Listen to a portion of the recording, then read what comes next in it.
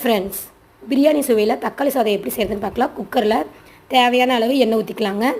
சோம்பு போட்டுக்கலாங்க. பட்டை, கிராம்பு, ஏலக்காய், பிரிஞ்சி எல்லாம் சேர்த்துக்கலாங்க. நறுக்கிய பெரிய 2 வெங்காயம் சேர்த்துக்கலாங்க. மிக்ஸ் பண்ணி விட்டுக்கலாங்க. 2 பச்சை மிளகா, கொஞ்சம் கருவேப்பிலை சேர்த்துக்கலாங்க. கலந்து விட்டுக்கலாங்க. 1 ஸ்பூன் இஞ்சி பூண்டு பேஸ்ட்டு சேர்த்துக்கலாங்க. கலந்து விட்டுக்கலாங்க. நறுக்குன்னு 4 பெரிய தக்காளி சேர்த்துக்கலாங்க. கொஞ்சம் புதினா இலை சேர்த்துக்கலாங்க. கலந்து விட்டுக்கலாங்க. ஆயில் பிரிஞ்சு வந்ததுக்கப்புறம் 1 ஸ்பூன் வரமிளகாய் தூள், 1/2 ஸ்பூன் கரம் மசாலா சேர்த்துக்கலாங்க. கலந்து விட்டுக்கலாங்க. 2 டம்ளர் அரிசி ஊற வச்சு எடுத்து வச்சுருக்கோம், அதை போட்டுக்கலாங்க. 2 டம்ளர் அரிசிக்கு 4 டம்ளர் தண்ணி சேர்த்துக்கலாங்க. தேவையான அளவு உப்பு சேர்த்துக்கலாங்க. மல்லி இலை சேர்த்துக்கலாங்க.